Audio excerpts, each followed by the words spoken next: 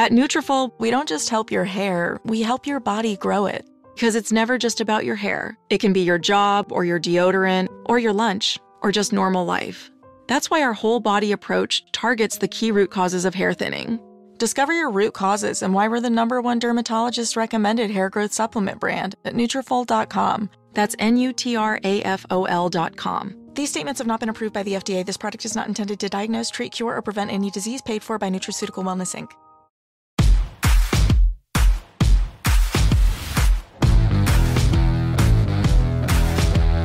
Welcome to the Dogs Podcast with your hosts, Blake Reneker, Justin Charles, and Josh All. What's up, Browns fans? Welcome back to our first Victory Monday live episode of the Dogs Podcast. It wasn't pretty by any stretch of the imagination, but man, it feels a lot better talking about things we need to improve on after a win than it does after an ass whooping like we took in week one. So got a lot to get into tonight. We're super pumped to talk about a win, obviously.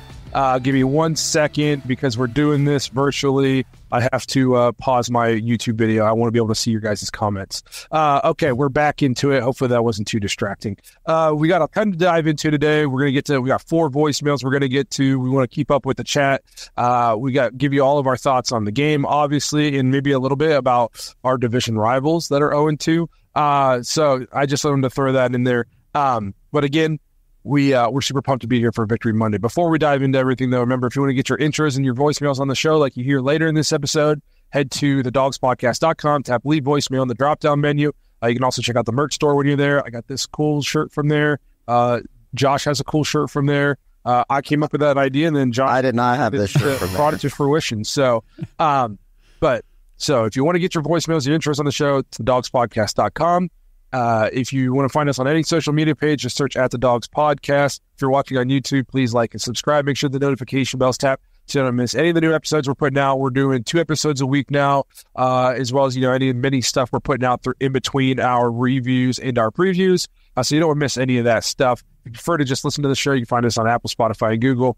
And lastly, if you're looking for more Dogs content, head to jointhedogs.com, become an official Dog Pack member on the Patreon page. You get access to the private Discord, get to be a part of the Dog Pack Discord episodes, which for this season are going to be our preview episodes. So you get to give your thoughts on our upcoming opponent, what you want to see the Browns do in that game, what you want to see out of the, how we attack, what you guys think the key to the game are, all that good stuff. So if you want to get your thoughts on actual episodes of the podcast, head to Join the Dogs, become a Dog Pack member. You get to be pretty much a pivotal part of the episodes in just kind of our team in general. We get a lot of ideas and thoughts from those guys. You also get, like I've said, you get to access to the private Discord. You get to play fantasy football with us. Just meet a ton of cool people from all over. So if you want to be a part of something bigger than yourself, that's what I'll call it, head to jointhedogs.com, become an official Dog Pack member on the Patreon page. So before we dive into the episode, I do want to give a disclaimer. I'm coming down with a pretty bad head cold. I sound like crap. I look like crap. So if I go muted or my video disappears, I'm just blowing my schnoz real quick, and I don't want to do it in front of all you and gross you guys all out. So I'm going to try to get through this as best I can. But bear with me. I'm going to try to remain professional, but I wanted to put a professional disclaimer up there. And it looks like we just lost Justin, so hopefully he'll be right back. Hopefully, because that just messed up all of our screens, so you guys are not going to be able to see our faces. So, all right, we'll just keep rolling. I bet you his internet dropped out, so cool. Hopefully it comes back.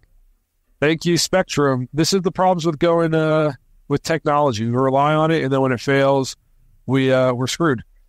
Yep, we really are. So, oh well, that's going to look weird for a little bit, guys. Yeah, bear with us while we get hopefully we get Justin back in here. But you guys can still hear us, right? They should be able to hear us. Thumbs up in the chat. Should be able to hear us. Cool. So I guess we won't get Justin's thoughts, unless he's able to jump back in. Hopefully he's jumping back in.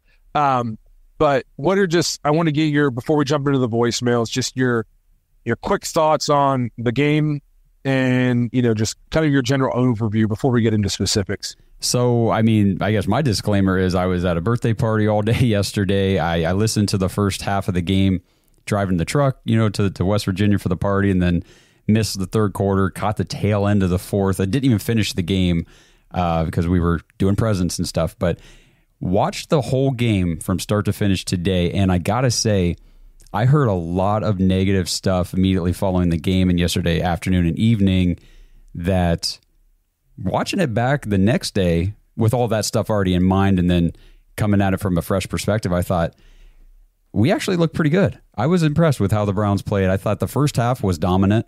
That's the type of Browns football I was expecting to see this season. Offense just maintained possession, moving the ball, making plays. That was great. We were establishing the run game. Defense was manhandling them, creating pressure, doing everything that they do well. And, even the third quarter wasn't terrible. I mean, you can't expect an NFL offense to just be 100% dominant the entire game. So, yeah, we backed up a little bit, had some penalties and all that kind of stuff in the third quarter, but it really wasn't until the fourth quarter that I got kind of disappointed and frustrated with what we were doing. So, all in all, coming off of that loss last week, in the conditions and that downpour and the rain and everything in Jacksonville, I thought we played pretty good. Yeah, so I came away from this game going, this felt more like a traditional early season game where you saw some bright spots and we did some things. You saw that the quarterback played significantly better. We ran the ball better. We did everything a little bit better, and we might not have been 100% on the same page, but it had early season feels. They didn't get a ton of reps. They haven't played a ton together in the preseason and training camp. So there's going to be some bumps and bruises as the offenses catch up to the defenses the first 2 to 3 weeks of the season.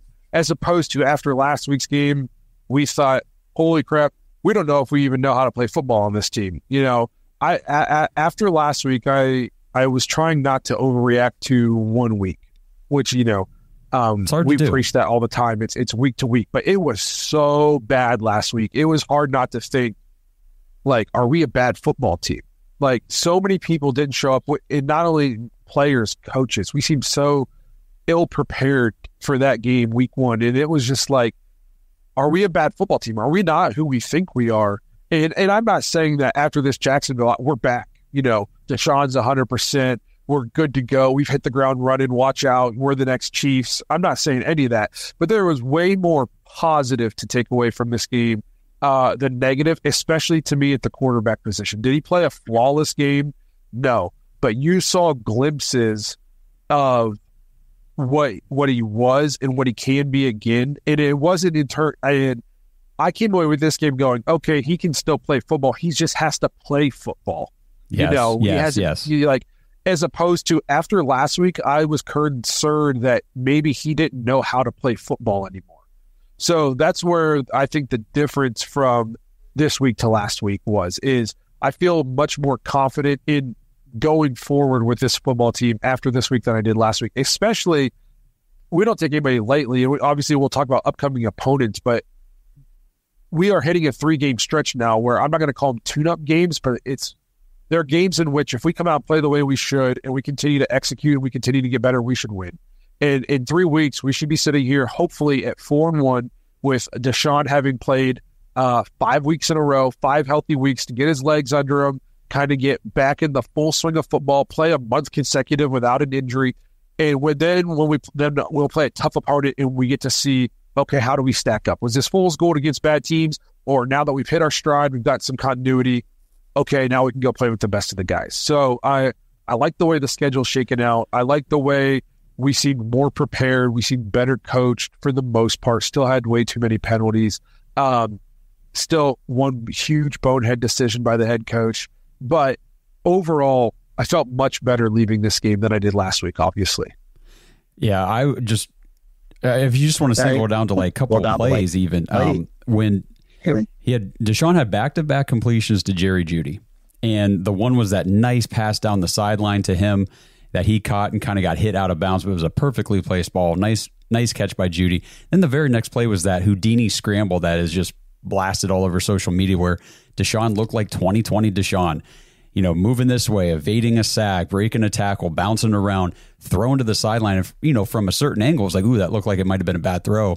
But from the backside angle, that defender, at most, he could have got a fingertip on it to knock it down. It was not going to be picked. He put that in a great position, great placement for Jeudy to make that catch going out of bounds. And it was like, man, those are some nice throws right there. Very good to see. And, at the end of the game, I felt like if this is the progression Deshaun Watson took from week one didn't play in the preseason, missed most of last season with the shoulder injuries, trying to still rehab that shoulder, all that kind of stuff.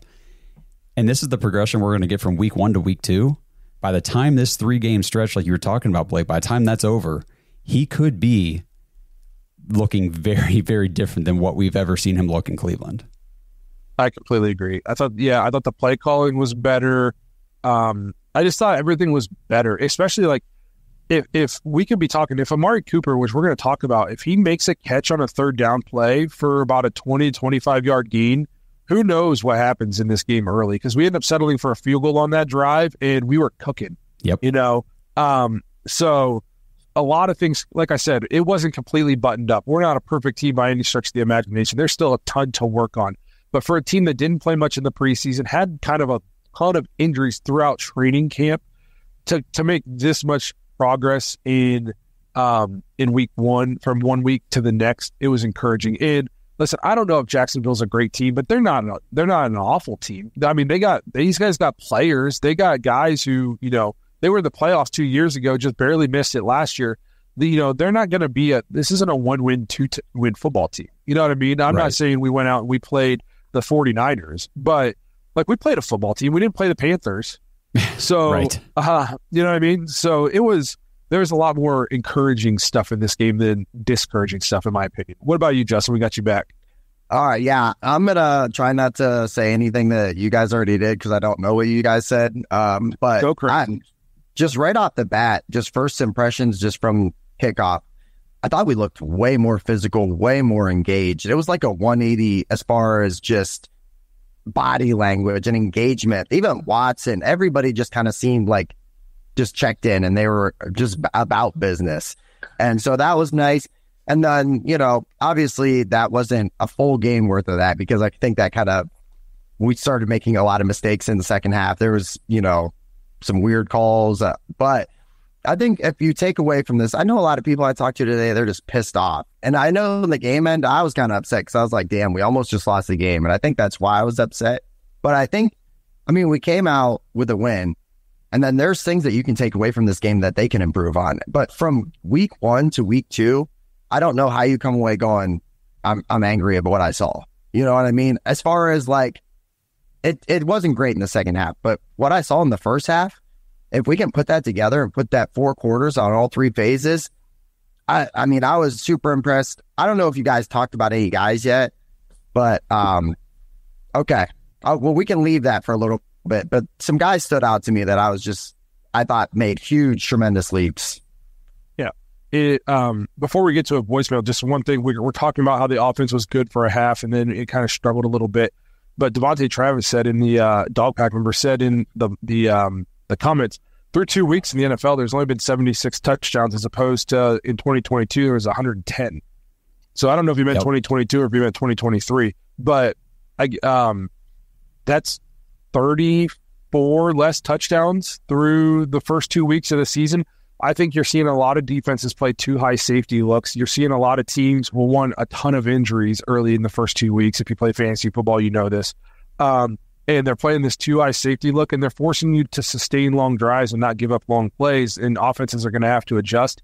So it's not just the Browns offense. I mean, Dallas came out and torched us, and they just got murdered of 10 points. So it's the NFL. I'm never going to complain about a win. Just win. You know what I mean? I think that's what Al Davis used to say. Just win, baby. Mm-hmm. Just win. However you got to do it, win a game, get to the next week, improve, and then start stacking wins. So I was way more encouraged this week. Definitely. All right, so do we want to do a voicemail real quick? Yeah. All right, so you just mentioned Devontae, and he's actually our first voicemail. Here we go, Brownies. Here we go. Ooh, ooh. Here we go, Brownies. Here we go. Ooh, ooh. Let's go, y'all. It's your boy, Too Easy Trav, Devontae in the Discord. Well, Too Easy Trav in the Discord. But this was a team win. Watson came out. He flashed that 2018 a little bit. Then you had the defense. Alex Wright. Go down to Morton's. Get yourself a steak. Go to Slimus. Go get corned beef for life. Okay? Offensive line, y'all still running from Berea to Tower City? Around Tower City 10 times. As many penalties as the offensive line had, it was a good win. They still need to go run. because that was undisciplined ball. But Watson was good. The play calling was a lot better. The punting on that last punt, hallelujah. And we finally have a running game. No, it's not Nicholas Chubb, but it's good. We can live with it. This right here is what the Cleveland Browns fans needed, man. I'm so happy. I'm going to finish my cooking. I'm going to finish my homework. It's a good Sunday. Here we go, Brownies. Here we go. Ooh, ooh. That's exactly how I felt. we get the big win. I know. I think Justin's all frozen up here. He's having a ton of internet problems. Yeah, he's having some issues. But at least it didn't kick him out of the meeting. So is our screen not totally messed up? No, the penalties, which I wanted to talk about. We'll talk about penalties. We still had 13 total penalties, which is, I think it was for over 100 yards, 8 on offense, 4 on defense. I was trying to go through and see how many were pre-snap and how many are post-snap, because all penalties are going to frustrate me. But if it's a post-snap play, at least that's, if a guy gets a holding call, he's got another 300-pound man going against him full speed. You're grabbing, trying not to let him get to your quarterback. A holding call is going to happen. Everybody says, you hold on every play. It's just if it gets called or not. If you're Myles Garrett, it doesn't get called. Ever. So, but what kills me is pre-snap penalties. I hate pre-snap penalties. And on the offense, I think of the 8, probably about half of them were pre-snap penalties. I know 2 of them were illegal formations or illegal motions. And it's just, those are the ones you have to eliminate, because you're going to get a handful of post-snap penalties from time to time, especially if you're playing an aggressive front. They have an aggressive front. So it's just one of those things where we have to get more disciplined pre-snap. And we lost Justin again, so our screen's probably all messed up again. Sure are. Yep. So I told Justin to have his wife call Spectrum and cuss him out. She's good at that. Yeah, Justin is anti-confrontational unless he's at a Browns game and it's towards another team's fan. Yeah, so we'll see if we get Justin back in here or not. But so the one thing that I wanted to take away from the game is just a couple of notes I put in. Third down efficiency was still terrible. We were 2 of 14 on third down. Yeah. Like, and one of those is Amari Cooper's drops. Now, we were 3 of 3 on fourth down, which is nice, and that's something I wanted to talk about. Is I thought the play calling and the creativity on fourth down was excellent. You go out and you get your 4th and inches and you bring in Jameis and you get that quarterback sneak. So then the next time you bring him in, everybody assumes you're just going to do the quarterback sneak again, and then instead you run the toss to Jerome Ford for about 36 yards, I think it was. And then the next time you bring him out, now you can just quarterback sneak it again because they got to defend more of the field. So I thought Kevin was really smart on fourth down. I also thought he was smart in terms of taking the points. We didn't see him make any stupid risk. But the third down efficiency was not good. And a lot of that we saw in the second half when the offense started to struggle. I wanted to look half to half also in terms of the offense struggling, how it correlated with pre-snap penalties, where we're starting the game behind the chains, the drives behind the chains over and over and over again in the second half. I didn't get a chance to really dive into it. But overall, offensively, I thought it was much better. What about you, Josh? Yeah. I mean, like I said, when we first started, it just, obviously no game is perfect. We had our fair share of things that we need to fix, we need to work on, but overall, just very pleased. We went down. I mean, one thing that I was concerned about just heading into the week was, oh boy, it's a road game. And we saw what our defense was like on the road for a lot of last year, and it wasn't great. It was, they would get sliced and diced, give up the big plays, and we gave up a couple big plays yesterday. Really, one was toward the end of the game, and that's kind of understandable. The big play down the field to Brian Thomas, I think in the third quarter, it's the NFL. These guys are out there to make big plays. It's going to happen. But overall, I mean, it felt like a home game for our defense. They were dominant and physical, and just the pressure. JOK is a freaking beast. I put in the notes, I think he's one of the best defensive players in the league. I mean, he's so good. His being undersized isn't hurting him because he's so fast and so instinctual that he is moving to the ball and before the lineman can get to him. So him being undersized and playing down the box, they can't get their hands on him. Like their aim point is, they're aiming, 3 yards to the right to cut him off, and he's gone already. Yep. And so he's playing out of his mind. I thought Grant Delpit played really well. Yes, he did. From what I saw, Alex Wright came through and had the big safety after the punt, which I want to talk about. No, the defense, Miles got held so bad. It's just unbelievable. And it's to the point where he's not the only one of these big-time pass rushers that are getting held like this. Like, we see TJ Watt gets held like crazy. We see Micah Parsons gets held like crazy. And it's almost like the league has told the officials, hey, against these top-notch, these top 3 to 6, pass rushers in the league, we can't call the holds, because if we do, you'll call a hold every single time, and we can't. And if we can't have you calling some of them, because then people are going to start saying, why was this a hold and this one not a hold? And if we call one, it opens up. So it's almost like they just have said it's fair game to do whatever you want to these top level pass rushers, and we're not going to call it. And I want to say, unless it's super egregious, but we're watching Miles get form tackled. Dude, and it's not getting called. So I shared that video from our Twitter. So if anybody out there has not seen it, head over to X at the Dogs Podcast. Check it out. It's just scroll a little bit there. But Miles is rushing Trevor Lawrence. He comes around the left tackle. Left tackle bear hugs him, tackles him to the ground at Trevor Lawrence's feet. And you know that the referees are watching the quarterback to make sure they don't get roughing the passer. So they had to see that, and they just let it go. And then today, when I was watching the game, the sack in the second half that Miles got, he drug the left tackle who had both arms around him into that sack. Like, I took a screenshot of it and I posted that on X as well, where, he's got his arms all the way around his shoulder pads and everything, around his back. He still gets the sack, but I guess that's just how you got to do it if you're Miles. You got to take those linemen with you. It's like I said, it's almost like they've sent out the memo. You can't call holding, because if you do, you'll have to call it over and over and over again. And nobody wants to watch defense. They want to watch these quarterbacks throw the ball. So it just kind of is what it is. And it's kind of frustrating, because if you basically, you're not telling the left tackle, but you're letting him know in your actions that I'm not going to call holding on you. You don't have to double Miles. Why would you double him? You can just tackle him.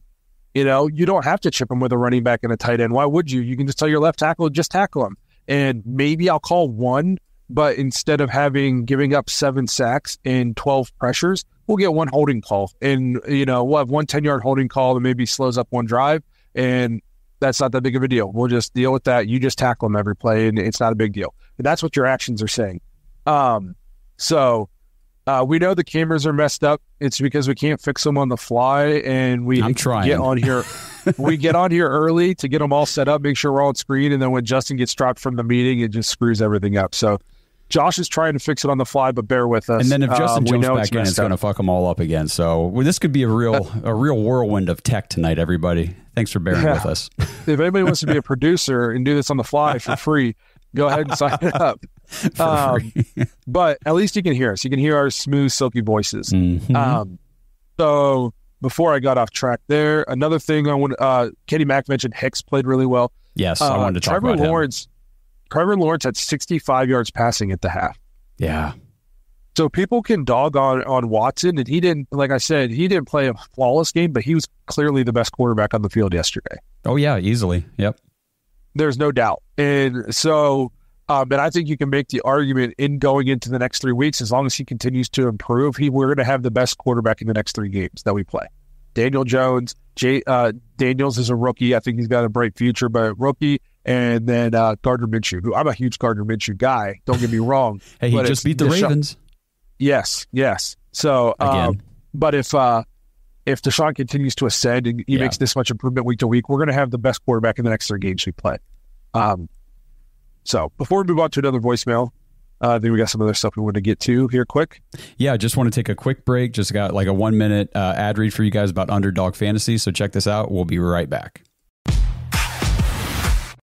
Hey, Dog Pack. Football season is the best time of the year, And it's here to stay until the Super Bowl in February. So get more out of football season with Underdog Fantasy, and you can win 1,000 times your money just by choosing higher or lower on your favorite players' stats like touchdowns, passing yards, receptions, whatever you want. I've been playing Underdog Fantasy for years now. If you've watched any of our fantasy talk before the season, you know I have like over 12 best ball leagues on Underdog here for 2024, but you could play contests all season long. The Underdog app is awesome. It's easy to use, and it's one of my personal favorites. Making picks on Underdog is simple, and signing up is even easier. Just download the Underdog mobile app or go to UnderdogFantasy.com, sign up using our promo code DAWGS, DAWGS, and Underdog will give you a free pick to use on your first cash pick'em entry, plus up to $1,000 in bonus cash when you deposit. And you can also use our preferred fantasy sports link at signupexpert.com/dogs to access this great offer on Underdog and also see all the other offers available to you. That's Underdog Fantasy, promo code DAWGS, DAWGS to claim your new customer special of a free pick and your deposit offer.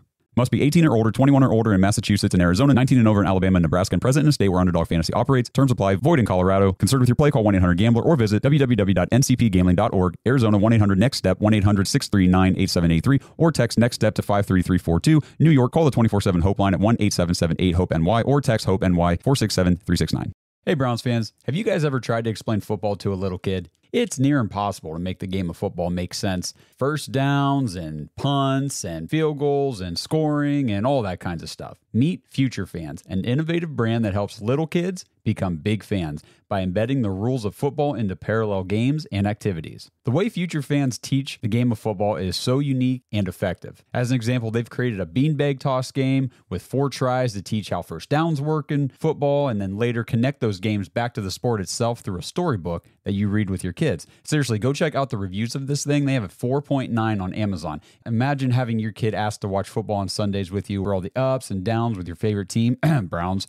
That's what dreams are made of, though, right there, and Future Fans exist to make them a reality. So if you want your kids to understand football, Future Fans is for you. It's only $49.99. When you go to futurefans.com, use the code DAWGS and get 10% off. Unlock a lifetime of memories with the kids in your life starting now. At Nutrafol, we don't just help your hair, we help your body grow it. Because it's never just about your hair. It can be your job or your deodorant or your lunch or just normal life. That's why our whole body approach targets the key root causes of hair thinning. Discover your root causes and why we're the #1 dermatologist recommended hair growth supplement brand at Nutrafol.com. That's Nutrafol.com. These statements have not been approved by the FDA. This product is not intended to diagnose, treat, cure, or prevent any disease. Paid for by Nutraceutical Wellness, Inc. Josh, you read that really fast at the end. How did you do that? Apparently, we were echoing really bad too. So I'm very curious to go back and see what that sounded like. What a great non-tech issue episode we're putting out for you guys tonight. My train of thought before I got all distracted by how we must have sounded here. Another thing I wanted to talk about. I don't know if Coach Stefanski listened to the preview episode, but I said I wanted to see more touches for Devontae Foreman. Yep. I said we needed a back who was going to, if we're not going to get great blocking up front, we need a back who's just going to be north and south, hit the hole, and even if there's not much there, he's going to fall forward for 3 yards, and we're going to stay ahead of the chains at least. We're not going to be in negative situations. We're not going to be in 2nd and 11, 2nd and 12 plus.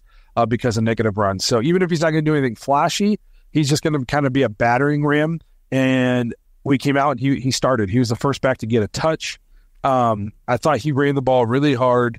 And what I think that opened up a ton. So he had 14 carries for 42 yards, only 3 yards a carry.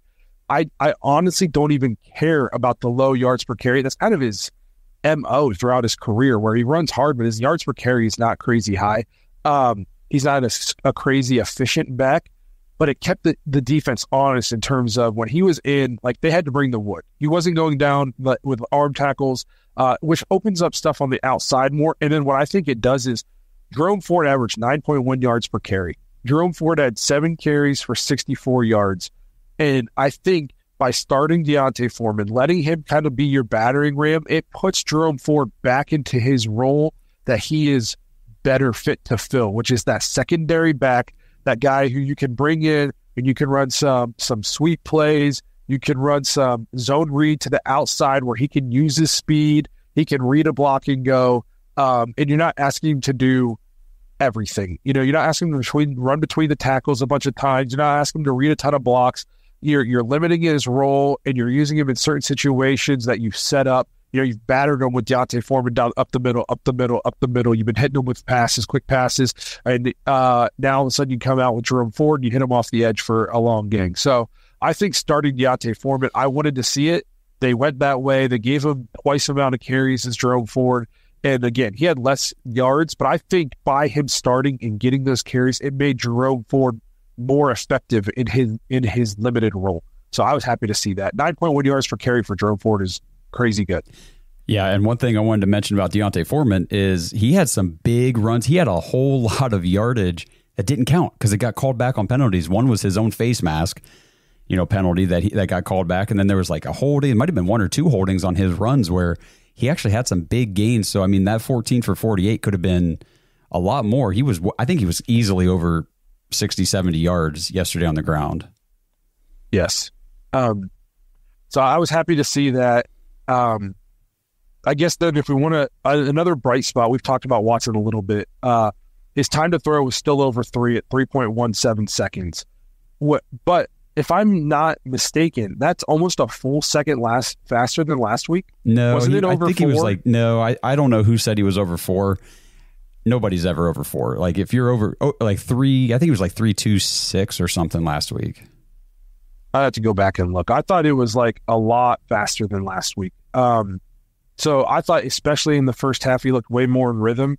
Some of this is going to be inflated. In the second half, we didn't protect as well, and the weather got a little worse. And so he scrambled really well. Like his pocket presence was night and day compared to week 1. Yes, it was. We had 4 more drop passes, but I do like, even with the drop passes and the crap weather, he still almost completed 65% of his passes. And like you put in here, he had an 81.3 adjusted completion percentage. Yeah. So just so everybody knows, he was way more on target. 81.3 adjusted completion percentage, and that takes out like drop passes and spike balls or whatever, things like that. That was the 6th highest in the NFL last week or yesterday. In week 1, his adjusted was, what did I put? Oh, I don't have it in here, but it was low. It was like 70s, like I think it was 70.1 or 2, and that was like bottom 10 in the league in week 1. So he went from bottom 10 in adjusted to top 10. So that for me, that was encouraging. Rick Sanchez says Stefanski is cheeks. No, he's not. He had one boneheaded play call and trust me, I'm a Stefanski defender, and I was cussing him out for that play call yesterday. But overall, he coached a very good game. I thought so too. His fourth down play calling was fantastic. When to take the points, when to go for was fantastic. I guess we can kind of talk about the sequence. I thought when we ended up in 3rd and 36 was just abysmal. We were just shooting ourselves in the foot. But I thought he went into that situation, that 3rd and 36 to go play. That was a very smart play. Spread them out. Everybody thinks we're going to try to throw the ball to pick up 10 to 15 yards to get into field goal range. So you spread them out. Deshaun was running the ball pretty well, and you run the quarterback draw. And you either bust it for enough to get you into field goal range, or if he gets tackled short, you're going to punt. So we went into it with a plan. Deshaun had a decent game, but not enough to risk going for the long field goal. Then you come out and you rely on your punter, and then Bojorquez or Bori, however you want to say his name. I always struggle with it. With an incredible, he was playing the game. The punt is incredible. I don't know if he could do it again based on where that ball landed. It landed at the 1 and just stopped and went completely sideways out of bounds. It was incredible. But that, to me, that showed like he had a plan. He was thinking 2-3 steps ahead with that play call in terms of the quarterback draw on 3rd and long. What then killed me was to come out and throw on 3rd down the next series when the game should have been over. They never should have had the ball. Nope.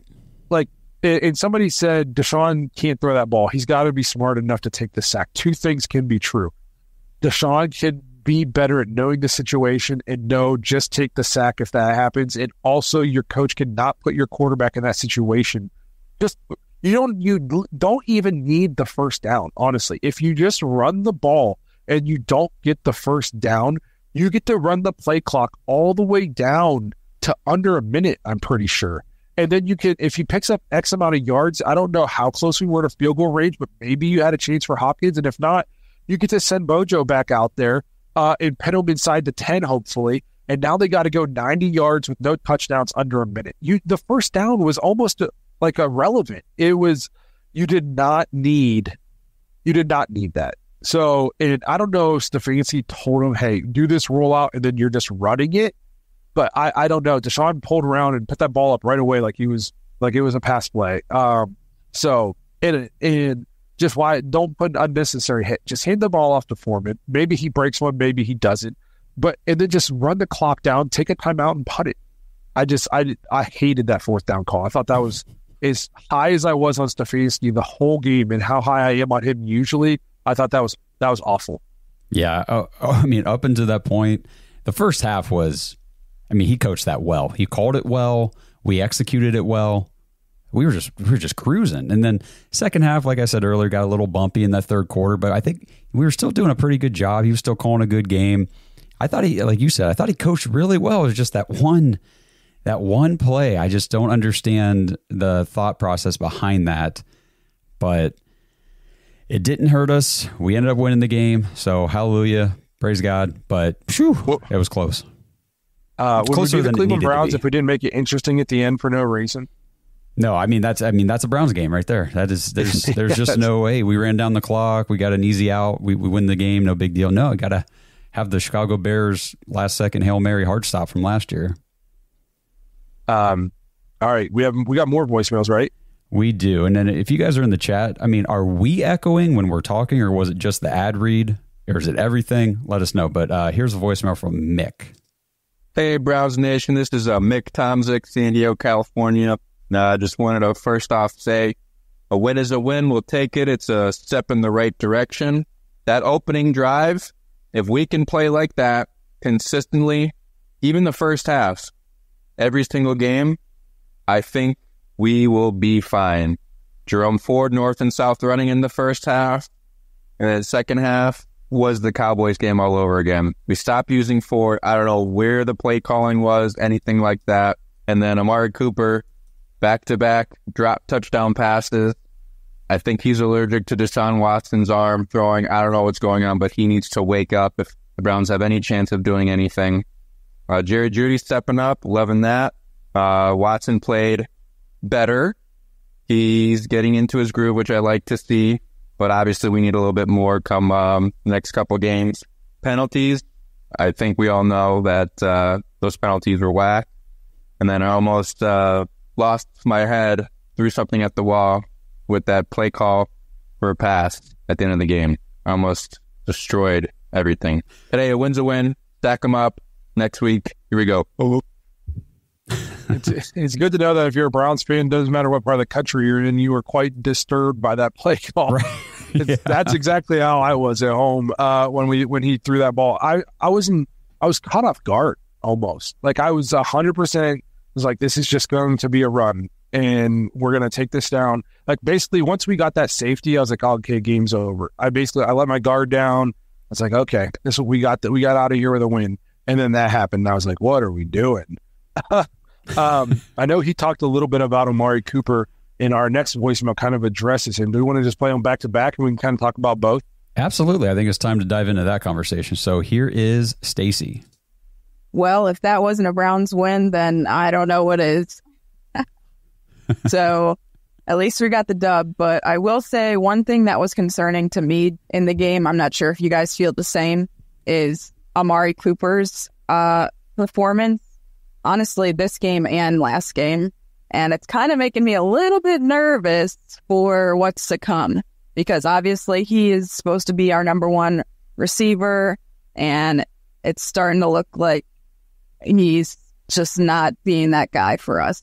And I really have been banking on him being that guy, not only for the Browns, but also for my fantasy league. But what do you guys think about Amari Cooper and his future with the Browns? Well, he screwed me over in 2 fantasy leagues so far to start the season. I know he is. Let's see. We got the stats. He got. I was curious. I know he's struggling, but was it because of lack of opportunity? Was it just the drops? He's got 17 targets through 2 games. I mean, they're targeting him for sure. He has 5 catches for 25 yards. Yeah, it's almost as many drops as catches this year. And there's been some drops where they're not considered drops, but they're Amari Cooper drops, in my opinion. Like, it might have been a tough contested catch, but Amari Cooper catches that, and you expect your number 1 wide receiver to make that play. So he's been credited with 4 drops, and honestly, it could be 6 or 7, to be honest. Yeah. A lot of talk I've heard is that he's just not motivated to play for the Browns now after the offseason trade talk where his name was coming up a lot with the Ayuk trade. And then I don't think it was ever any real speculation with the Browns, but you heard in the Browns community about possibly trading for CeeDee Lamb. I'm going to say this. I don't know if the Browns were ever really super on an Amari Cooper for Ayuk. There's been a lot of talk about how we were just driving the price up for the Steelers. I don't know what the truth is, what's not the truth, all that good stuff. I really don't think we were ever in it for CeeDee Lamb. But even if Amari Cooper has a grudge against the Browns right now, it doesn't do him any good to play poorly on purpose because he's in the last year of his deal. If he comes out and plays poor this year, he's just costing himself future money. Yep, exactly. It doesn't no good to play poorly on purpose. I think he just is having a little bit of a rough patch. I agree. So the drops, man, they're so uncharacteristic, and Blake must be wiping his nose or blowing it or something. I'm losing all my co-hosts. No, I'm just kidding. But the one off to I think it was in the first, second quarter down the sideline. It was on that. I think it was the second drive there. And I mean, just right through his hands. I mean, he was wide open, perfect pass, perfect placement. He just dropped it. And that's just so uncharacteristic for him. So like you said, 17 targets. I'm just going to run through some stats. 5 catches, 27 yards.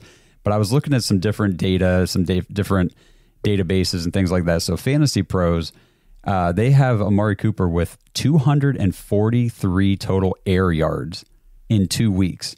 This is the 3rd highest in the NFL. So you think about that, 243 air yards, and he has 27 actual yards. But Fantasy Pros also logs only 6 of Amari's 17 targets have been deemed catchable.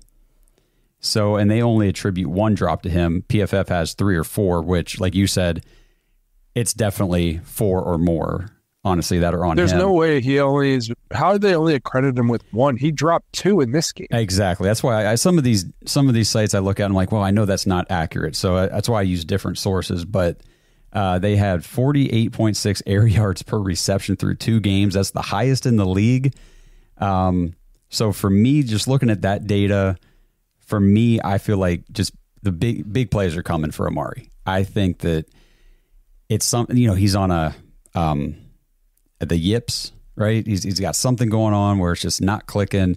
But once it starts, they're targeting him heavily and down the field. He's got all these air yards, unrealized air yards. They're going to start coming. It has to, and I hope it starts, this coming Sunday against the Giants. I think Stefanski will make a concerted effort to get him involved early to try to kind of get him out of this little mini slump.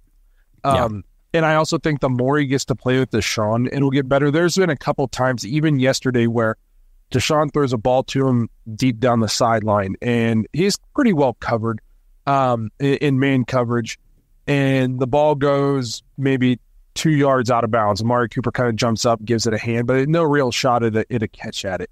I feel like if they've played together longer, more reps together, that's a back shoulder throw. Mm-hmm. The defender's got his back to him. Deshaun puts that on his back shoulder. Amari Cooper stops, catches that, keeps 2 feet in bounds, turns around, catches it on the back shoulder. It doesn't have to be a fade. That's going to come with repetitions between those two, between his injuries and the suspension. And, they haven't got to be together a ton. They didn't get to throw a lot together in the offseason because he was rehabbing from the shoulder surgery. So I think that'll come. And like you said, Amari Cooper has been too good throughout not just his NFL career, but even going back to college, where he didn't forget how to play football. And he's a professional. He's a Nick Chubb of wide receivers. He's going to figure it out. They're going to continue to target him. He's going to play better. And the opportunities, like you said, the opportunities are there. We're targeting him downfield. We targeted him 17 times in the first 2 games. Eventually they're going to click. And to me, these are the kinds of things that you see in early season games while the offenses are catching up to the defenses. These are the issues that I was okay with seeing in week 1. We talked about going into week 1, how we didn't necessarily expect fireworks, if timing's a little off, there's a little bit of miscommunication on offense. It's kind of normal for your first maybe even month of the season on offense while it's kind of catching up to the defenses. These are real life problems that, even not just the Browns have these problems, as opposed to just, forgetting how to play football last week. So I think Amari Cooper's going to figure it out. He's never not figured it out. He's been great everywhere he's ever played. For sure. And I'm very confident he'll be okay. This is not going to be a season-long situation. But for me, the drops are, those suck. They're like a concentration, like you said, lack of repetition with the quarterback, all those kinds of things. What bothered me the most yesterday was one play, and it was the critical third down. We had to get pick up this first down to keep the ball late in the game, and Deshaun hits him, Amari, across the middle or whatever. Amari Cooper's 1 yard past the sticks. I'm like, sweet, we got the first down, and he jumps backwards to try to evade a tackle or something, and we end up getting hit short. Now, Jameis comes in, ends up picking up the fourth down, everything. That's great. But what if he didn't? You know what I mean? And now we're looking back at Amari saying, well, what were you thinking? Like, you're a seasoned veteran. You know, like when you're past the sticks, just go down if you're going to get hit. We just need the first down. We don't need a huge play. So that was the one play that bothered me for a veteran like Amari. Almost more than the drops. Yeah, that's what I'm saying. Yes. Yeah. Mm-hmm. Because that's just situational football. And I hate poor situational football because that's in your control. Knowing where the sticks are, not having pre-snap penalties, not calling a pass when there's no time, the other team has no timeouts. Situational football is where you win or lose football games in the NFL. The margin of error is so thin in the NFL. We've talked about this so many times. At the average margin of victory, it's like 3.5 or 4 points. There's not a lot of room for error. I mean, that's why typically the team that loses the turnover battle loses, because or if you have like the way the Browns won this game, being 2 for 13 on third down, having over 100 yards in penalties, playing poor situational football. We're lucky the Jags were just as bad, if not worse, in those situations than the Browns, because typically you lose these football games. So that kind of gives you an idea of how talented the Browns roster are, that they were able to overcome 100 yards in penalties. They were able to overcome Amari Cooper jumping backwards and giving up a first down that he already had. They were able to overcome Stefanski making a bonehead play call late in the game and still get the win on the road. So, situational football needs to be better. And again, we did say the Browns played perfect, but there's so much positive to build off of. And it's so much easier to look at the film and go into practice and improve on a W than it is to go in after a loss. Because then you're thinking, if we just would have done this, we'd have a win. And now you're going, well, we win, but we just got to keep working on this. So it's the mindset's completely different. This episode is brought to you by Baden Sports. Browns fans, Baden Sports is your one-stop shop for all your athletic gear. Baden started out perfecting and manufacturing the best balls in the business. Yeah, if that sounded dirty, that's more about your mind than my words. But hey, it's true. Baseballs, softballs, footballs, basketballs, volleyballs, soccer balls, you name it, and Baden has engineered the highest standard sports balls available. And now they offer more than just sports balls. If you got kids playing baseball or softball, Baden has batting gloves and bats to go along with both game balls and training balls. If you're into basketball, Baden makes basketball specifically for indoor or outdoor use. Heck, Baden even has all the equipment you need for pickleball, which is one sport that I hear everyone is playing, and yet I still never have. And I need to fix that soon.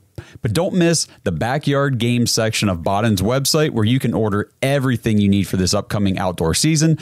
Pool balls, backyard volleyball nets, croquet, bocce, horseshoes, cornhole, and more. Right now, you can get 10% off your entire order at Baden Sports, BADEN sports.com/dogs, DAWGS, and use promo code DOGS when you check out. That's 10% off all the top quality sporting gear you need this season. BadenSports.com/dogs.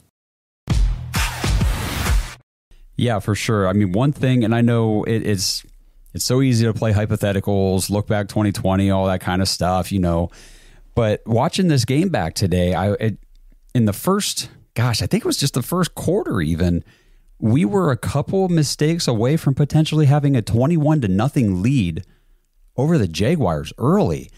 That would have changed the whole complexity of the entire game for the rest of the time remaining yesterday, because we were up 7-0, then we were driving, and that was when Amari Cooper had the big drop on third down. That would have picked up, like you said earlier, like 26 more yards, would have put us at like 1st and 10 from the 12, 14, somewhere like that. In there. Maybe we end up scoring a touchdown there. We go 14. Then we turn around and we do the kickoff. And shout out to Winston Reed, the UDFA from Weber State. He looked good in the preseason. He demolished Tank Bigsby, forced that fumble. We recover it. And if Hopkins doesn't have the penalty on that, then who knows? We go down. We're right there again in the red zone. We score against 21-0. It's like, that's a completely different ball game. So like you said, the margin of error is so slim, and just a couple things go a different way, it's a completely different game. Yes, we're talking about we squeaked out a 5-point win where they're throwing the ball in the end zone with a chance to win at the end, and it being a blowout at halftime. And Trevor Lawrence had 65 yards passing at the half. It might have been 40 if Amari Cooper catches that pass and we sustain that drive for another couple plays and score. And if we get that turnover and they don't have that possession right there, who knows how much more dominant it could have been. And that's the kind of things, like we've said, early season, you're going to iron these out. And that's why we talked about these next 3 games. You have the, was it the Giants this week or the Commanders? I forgot. We got the Giants this week. The Giants. So again, we don't take anybody lightly in the NFL. They're all professionals. They're all getting paid to come out and beat you. Anything can happen on any given Sunday. But we are a better football team than the Giants. Yes, if we come out and play the way we are capable of playing. This is another game to work on these things. So going forward, let's not have any mental errors. So the goal for this week is we're going to cut. That's no pre-snap penalties. Let's cut down on our pre-snap penalties. Okay, and then the next week against the Commanders, maybe it's we don't have any pre-snap penalties, and we are better on third down. And just keep. I feel like I'm not going to call them scrimmages again, but I'd much rather play our next 3 opponents while we're figuring some things out and getting in the swing of things early in the season, kind of getting our legs under us since we didn't play much in the preseason, then come out and play Kansas City, Pittsburgh, Ravens the first month of the season. You know what I mean? Like we kind of they did us a favor by front loading the beginning of the season with, we'll call them more manageable opponents. I like that, manageable games, because like you said, they are NFL teams, anything can happen, but the Giants look terrible. And one thing, thinking about the Giants coming up this weekend, is Daniel Jones and his tendency to turn the ball over. And man, the Browns, we have had five near interceptions so far. I mean, we had 3 yesterday.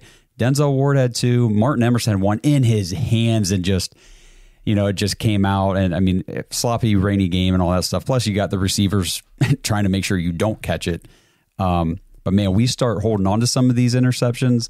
We haven't had any turnovers, and our defense is playing so well. So once the turnovers start coming, we continue to limit turnovers on the offensive side of the ball, which we were terrible at last year. The season's we're going to be okay. Remind me, how many did we have last week? Turnovers? Was it just the 1, or did we throw 2 picks? We threw 2 picks. 2 picks, but none this week. Right. Which is, it's been a long time since we watched a Browns game with no interceptions. No, Foreman fumbled at the goal line, but luckily it bounced right back up to him. Yes, in credit to that defender, he put a lick right on him, right on the sure ball. Did. But no, the fact that the defense looked so good yesterday, and like you said, with these near picks, those are going to come. Those turnovers, like they'll start catching them, and that's going to be huge for this team. I just saw the Ravens we can just kind of talk about the division real quick. How awesome is it that the Ravens are 0-2, the Bengals are 0-2. The only 2-0 team is the Steelers. And they've played the Falcons with a Kirk Cousins who looked like he's struggling to walk, and Bo Nix, and the Broncos. The Steelers I would call that like more of a phony 2-0. Like, and here's the thing about the Steelers: their defense is very good. Yes. Again, I watched that Falcons game, and they freaking swarm. They're going to be tough to score. Like, to beat the Steelers, I feel like it's going to be a low-scoring, slug-it-out game. But their offense is still just as putrid as it's ever been. We saw the formula for beating the Steelers last year with DTR at quarterback. Just take it to them up front and don't commit turnovers. Yep. But the Ravens have Dallas. Yes. And this is what's wild about the NFL. Dallas comes out and looks like the best team in the world against us. And they come out and run into the Saints, who dropped 40-something on them. Alvin Kamara has 4 touchdowns. So now the Ravens have to play Dallas coming off an embarrassing defeat. In their own building. You don't typically, if a team gets killed, I mean, the Browns were a credit to this. Typically in the NFL, if a team gets just flat out embarrassed one week, rarely do they come out and get embarrassed the next week. They're almost always better. You know what I mean? Like, these guys got pride. They're professionals. They're going to prepare like it's a wake-up call. Carolina. So, yeah, maybe not Carolina, but there's a very real chance. I'll never rule the Ravens out. I think their offensive line's really bad, but like obviously John Harbaugh's a great coach, and Lamar's, he's going to keep them in every game, just how much he can move the chains on offense with his leg and stuff. But there's a very real chance the Ravens could be 0-3. And the Bengals got issues also. The Bengals could be fried. We'll see. Yeah, it's not looking too good for them right now. But we've got one voicemail left, and of course we save Kenny Mack for last. Yo, guys, it is Kenny Mack, and hot dang, we got one under the belt. I am super pumped, but I don't know about you guys. I was totally in the overreaction mode last week. I fell for every single rabbit hole that I could get on any kind of social reel. I saw what Chris Long said. I saw what Mark Sessler said. Oh, Deshaun's done. Yeah, well, he was okay. The rest of it, man, I don't know. I guess I wish that the team would just play the first half or play like they did in the first half for every single half. But this team with Stefanski seems to be somewhat inconsistent. Foreman looked way better behind our starting O-line. And they were a little bit inconsistent. But again, it's kind of tough to take away. That stadium, from what I understand, was under 14 days of rain straight. Not straight, but they had days of rain, periods of rain for 14 days straight. So it probably wasn't easy to play out there. But the play of the game, man, Bojorquez, what a freaking boot. Got the right bounce out at the 1 yard line. And boy, oh boy, did we get a safety. We knew that was going to happen. Overall, solid D, solid special teams, and the O still looks like a work in progress. Last but not least, I mean, what is going on with the reffing? My God, 4 straight penalties in a row, and you can't even call one fucking holding penalty on Myles Garrett. Give me a break, NFL. That sucks. I'm out. Let me know what's going down, boys. Bojorquez for president. I'm going to say this. First of all, I appreciate Kenny Mack dropping the F-bomb. I liked it. I can't argue. So with all the penalties the Browns had that put them at 3rd and 36, they were all penalties. But to Kenny Mack's point, how did they not have any called on them? That's wild. You know what I mean? Like, I don't understand. There's almost no way. Myles Garrett should have at least one holding call, which we covered this early in the episode, but he should have a holding call, at least one called in his favor almost every game. It's like a wide receiver, like a Justin Jefferson not getting any pass interference calls in his favor ever. That's a good point. It's like saying, yeah, you're too good of a receiver, so these guys can just hang all over you and do whatever they can to defend you. Like, no, they don't let that happen. That's bullshit. So why are they doing it with Myles? So that's I won't even argue. Like, Deontay Foreman clearly had that guy's face mask he might still have it in his hands. The holding calls were still holding calls. But you just want to see it go both ways. Yes. But I don't think that's ever going to get better. In terms of the offensive line, we're still missing our starting 2 tackles. Yeah, and it shows. And so I'm excited to get Conklin and Wills back, or at least get one of them back so we can get Hudson out of there. But I think there's also another thing we have to realize is the interior of our offensive line is now 2, 3, 4 years older than they were when they were a top 2, top 3 offensive line. I'm not saying they're washed, but they just might not be a number 1 offensive line anymore on the interior. Like, I think Wyatt Teller can still play good football. Joel Bitonio is still a very good guard. Ethan Posick's still very serviceable at center. I just don't know, as they've gotten older, that they're still elite. I mean, at one point, you could make the argument that Wyatt Teller and Joel Bitonio were 2 of the top 3 or 4 guards in the NFL. They were. They absolutely were. For a 2 to 3 year stretch, Plus, we got the new offensive line coach. Plus, they got things to worry about because you got guys. I mean, Dwan Jones played a lot last year, but he's still heck, I mean, Jack Conklin's an all-pro. And Hudson shouldn't be on the roster. We've been over this. So, like, they're still got things to worry about on the interior, communication issues. So, it'll be interesting to see how the offensive line comes together and gels once we can hopefully get these tackles back healthy. And I think one thing we're forgetting, there's a chance if we can put offense together, keep playing dominant defense, win these next 3 games, there's a chance we'll be 4-1 going into our a game with Nick Chubb coming back. I have not heard nothing helps the run game better than adding Nick Chubb. Yeah, I haven't heard any updates, obviously, on like timeline or status or anything like that. We'll obviously be on top of that as we get closer to that week, that 4th week on the pup and all that kind of stuff, what the Browns want to do. But I mean, if he does come back, that's a huge boost to the offense. I still wouldn't anticipate it being week 5 or 6, but it is Nick Chubb. He is Batman, so I won't rule anything out with him. It's just not my expectation, but you're right. I mean, sitting at 4-1, even with that possibility, is what more can you ask for? Yeah, even if Nick Chubb does come back week 6 or 5 or whatever it is, and he's not a 20-carry guy ready to go, just getting him on the field a little bit. One, he's a huge locker room boost. Yes. You know what I mean? And the defense will have to, even if you can only get him on the field a handful of times his first week or 2 out there, just to get him his sea legs, they have to honor that. It opens things up. You know what I mean? So that's why these next few weeks are so important to come out and take care of business against these teams. Win the games you have to win, that you're supposed to win. Continue to improve. In a month from now, I want to think our offense is very good. I want Deshaun Watson playing high-level football because as happy as I am with his improvement from week 1 to week 2, he's still not where he needed to be. And I'm not giving him excuses this year. Like it's got to be 3 weeks from now, we got to be talking about a high-level Deshaun Watson quarterback play on a consistent basis. And I'm hopeful. This week gave me hope that is still a possibility. So yes, take care of these next few weeks, win the games you're supposed to, and you can sit yourself primed to really have a good football season as you're coming back healthy with your running back and your tackles, and your quarterback is finally healthy and playing consistently good football. So encouraging game, and I'm very much encouraged for the next month of the season now.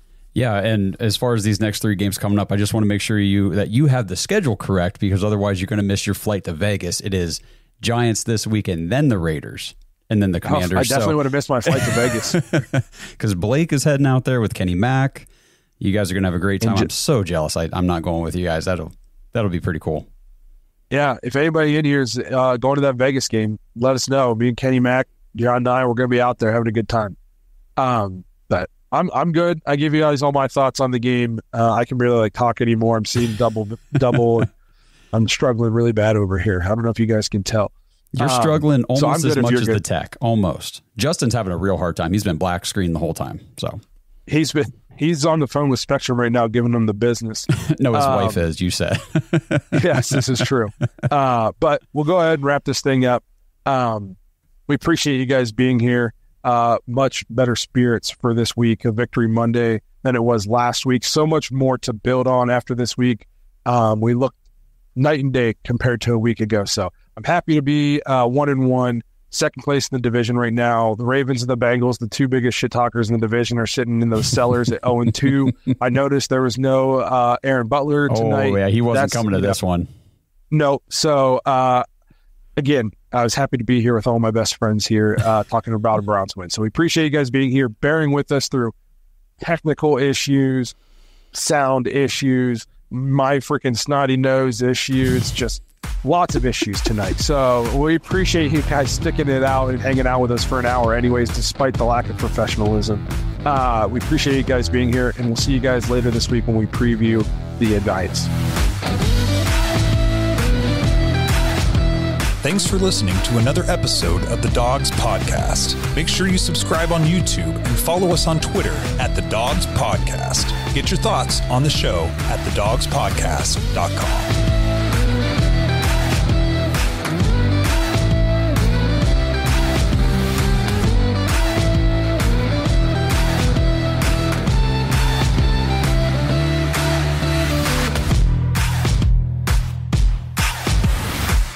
This episode is brought to you by Danger Coffee. Browns fans, we talk about how Danger Coffee is made free from mold toxins that are in 45% of the world's coffee, but that's not all that Danger Coffee has to offer. Mineral and nutrient deficiencies are a big deal. They make you feel sick, tired, stressed, and they can give you brain fog. These deficiencies negatively affect your immune system, your digestion, sleep, metabolism. Have you ever wondered why you get an initial burst from your coffee, but then you get that little crash not long after? Danger Coffee's patent-pending process remineralizes your body with more than 50 trace minerals and electrolytes, leaving you more energized, engaged, powerful. These micronutrients enter the cells to boost performance. They bind to toxins to provide detoxification support. I know that sounds like a lot, but the bottom line, guys, is minerals matter, and most of us really don't get enough of them on a daily basis. Danger Coffee delivers micronutrients, plus it gives you access to the minerals you already have. Head to dangercoffee.com, use our code DAWGS, DAWGS, for 10% off your order, and that code can be used over and over, so you get 10% off every order you make using code DAWGS. It's time to start every day off with a cup of coffee that gets you going and actually keeps you going. dangercoffee.com, code DAWGS.